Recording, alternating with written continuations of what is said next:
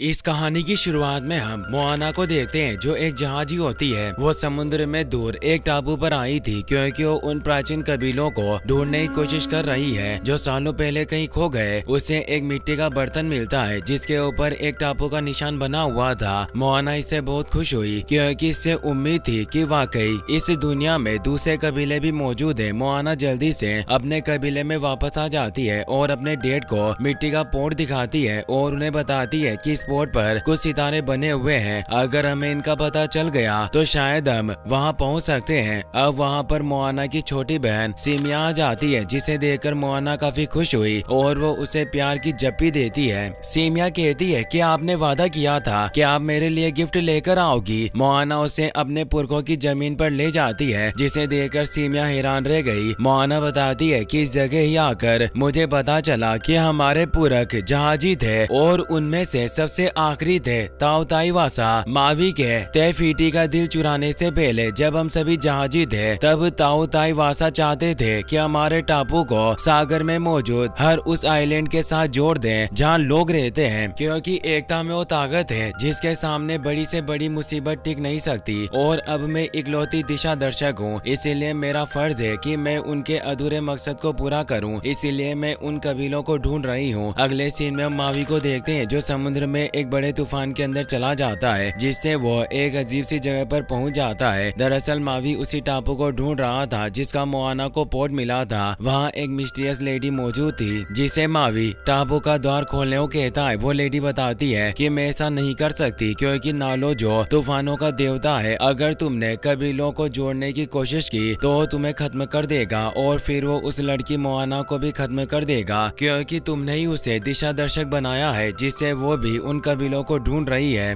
मावी उसे लड़ने लग जाता है। अगले सीन में मोआना के कबीलों को देखते हैं जहां वो रिचुअल परफॉर्म कर रहे थे, क्योंकि अब वो मोआना को कबीले का नया ताओताई बनाना चाहते हैं। ताओताई दरअसल कबीले के ऐसे व्यक्ति होते थे जो कबीले के बाकी लोगों को सही रास्ता दिखाते थे। कबीले के सभी लोगों को मोआना के ऊपर विश्वास था। अब रिचुअल के दौरान आसमान में एक जोरदार बिजली चमकती है और मोआना को एक विजन दिखाई देता है जिसमें वो पुराने ताओताई वासा को देखती है जो कबीले के लोगों के साथ खोए हुए टापू को ढूंढ रहे थे। तो उनका सामना तूफानी देवता नालो से हुआ जिन्होंने उनके जहाज को डुबा दिया। मोआना देखकर काफी डर जाती है। ताओ ताई वासा मोआना के पास आते हैं और उसे बताते हैं कि अगर तुमने जल्दी बाकी के खोए हुए कबीलों को नहीं ढूंढा तो सभी इंसानों का सर्वनाश हो जाएगा और हमारा कबीला भी नहीं बचेगा। मोआना कहती है कि मैं कुछ समझ नहीं पा रही। वो बताते हैं कि तेफीती का दिल लौटाना तो बस मकसद की एक शुरुआत थी। अगला कदम है तूफान का रुख मोड़ना और सारे कबीलों को जोड़ना, जिसके लिए मोतुफेतु को खोजना होगा। इस पर मोआना ने कहा कि मैं उसका रास्ता नहीं जानती। वो कहते हैं कि आसमान की अग्नि रेखा तुम्हें रास्ता दिखाएगी। होश में आने के बाद मोआना अपने पेरेंट्स को बताती है कि मुझे मोतुफेतु को ढूंढना है जिससे सभी कबीले एकजुट हो पाएंगे। कबीले का इतिहासकार मोनी मोतुफेतु की कहानी बताता है कि एक प्राचीन आइलैंड हुआ करता था जिससे एक वक्त पर सागर की धाराएं एक डोर की तरह बंधी हुई थी। इस डोर से ही सागर के सारे कबीले एकजुट रहते थे, लेकिन फिर ताकत के भूखे देवता नालो ने ये डोर तोड़ दी और तूफान के शराब में मोतुफेतु को कैद कर लिया, क्योंकि उसकी शक्तियाँ लोगों के एकजुट रहने और भाईचारे से खत्म होती है। इसीलिए उसने सभी कबीले को अलग कर दिया ताकि हमारी एकता और भाईचारा खत्म हो सके और धीरे धीरे इंसानों का नाश हो जाएगा। पर पुरखों के मुताबिक अगर हम मोतुफेतु पहुँच गए तो नालो का श्राप टूट जाएगा और यही वो रास्ता है जिससे हम सारे कबीलों को एकजुट कर सकते हैं। अब आसमान में एक धूमकेतु दिखाई देता है जिससे तेज रोशनी चमक रही थी। मोआना समझ जाती है कि यह वही अग्नि रेखा है जिसका पीछा करने से वो मोतुफेतु तक पहुंच जाएंगे। पर मोआना को नालो से डर लग रहा था क्योंकि पुराने ताओ ताई वासा को भी उसने मार डाला था, इसीलिए उसे समझ नहीं आ रहा होता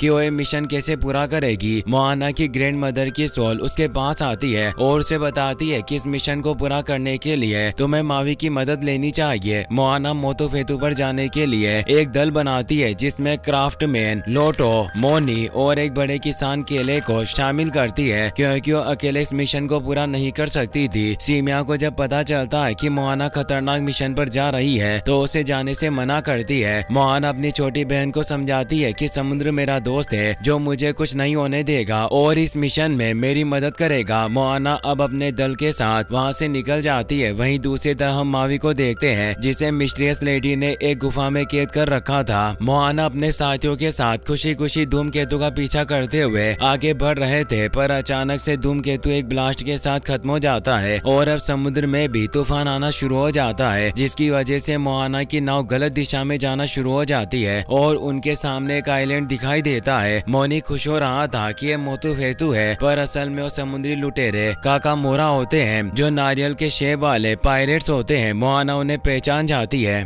और अपने साथियों से बोलती है कि हमें जल्दी यहाँ से निकलना होगा, इसीलिए वो शिप को मोड़ने लगती है। वो देखती है कि काकामोरा उन पर ध्यान नहीं दे रहे क्योंकि काकामोरा का एक जहाज समुद्र के एक विशालकाय गरगाटुआन मॉन्स्टर के अंदर फंसी हुई थी, जिसे वो रस्सी से बांधकर खींच रहे थे। अब मोआना की नाव भी उस विशालकाय सीपी के अंदर जाने लगती है। मॉन्स्टर को देखकर सभी डर गए थे, पर मोआना नाव को मोड़ने लगती है और काकामोरा की नाव से बंधी रस्सी को अपनी नाव के साथ बांध लेती है। काकामोरा को जब इसके बारे में पता चलता है तो मोआना के साथ ही उसके सभी साथियों को अपने जहाज पर खींच लेता है और उन्हें मारने के लिए उनकी तरफ बढ़ने लगता है। अब इससे पहले कि वो उन्हें कोई नुकसान पहुंचाता, काकामोरा को पता चल जाता है कि मोआना मोतुफेतु को ढूंढने जा रही है, तो मोआना और उसके साथियों को मारता नहीं बल्कि उनकी पूरी इज्जत के साथ खातिरदारी करता है, क्योंकि वो भी नालों की वजह से अपने होम आइलैंड से अलग हो चुके थे। काकामोरा लीडर मोआना और उसके साथियों को बताता है कि मोतुफेतु के साथ ही हमारा कबीला भी कहीं खो गया, मैं तुम्हें इस जाइंट मॉन्स्टर से बचा लूंगा, लेकिन इसके बदले मोआना को उन्हें भी मोतुफेतु को ढूंढने की मिशन में अपने साथ ले जाना होगा। मोआना इसके लिए राजी हो जाती है। मोआना और उसके साथियों पर हुए जहरीले तीर के असर को एक बड़ा सा समुद्री क्रिएचर जिसकी बॉडी से निकलने वाले चिपचिपे पदार्थ से सभी पहले की तरह ठीक हो जाते हैं। काकामोरा कोटू इसके बाद एक भाले में जहर लगाकर मोआना को देता है और मोआना से उस भाले को जाइंट मॉन्स्टर के खास हिस्से में मारने के लिए कहता है ताकि वो दर्द की वजह से अपना मुंह बंद न करे और वो सभी वहां से निकल जाए। मोआना पॉइजन लगे भाले को लेकर अपने साथियों के साथ जाइंट मॉन्स्टर के अंदर जाती है, लेकिन जाइंट मॉन्स्टर को उनके बारे में पता चल जाता है और वो उनके ऊपर हमला कर देता है, जिसकी वजह से जहर लगा भाला नीचे गिर जाता है। लेकिन अब वहाँ पर काकामोरा कोटू भी आ जाता है जो अपने जहर लगे भाले से जाइंट मॉन्स्टर के मेन हिस्से पर हमला कर देता है, जिसे जाइंट मॉन्स्टर की बॉडी काम करना बंद कर देती है। पर इसे मोआना की नाव जाइंट मॉन्स्टर के अंदर गिरना शुरू हो जाती है। मोआना की नाव काकामोरा की नाव से बंधी हुई थी, इसीलिए मोआना की नाव के साथ काकामोरा की नाव भी जाइंट मॉन्स्टर की तरफ जाने लगती है। काकामोरा अपने लोगों को बचाने के लिए रस्सी काटकर खुद को मोआना की नाव से अलग कर लेता है, जिसके बाद मोआना अपने लोगों के साथ जाइंट मॉन्स्टर के अंदर गिर जाती है। पर मोआना अपने साथियों से अलग हो गई थी। मोआना के साथियों को मावी मिलता है क्योंकि मिस्टीरियस लेडी ने मावी को जाइंट मॉन्स्टर के अंदर मौजूद गुफा में कैद कर रखा था। मावी उन सभी को वहां देखकर काफी खुश था और उन्हें बताता है कि अब वो सब यहाँ से जिंदा बचकर नहीं जाने वाले। मोआना के साथियों में से बहुत सारे लोग मावी के फैन थे, लेकिन मावी को उन सब से कोई फर्क नहीं पड़ता और वो उनसे कहता है कि अब हम में से कोई जिंदा नहीं बचेगा।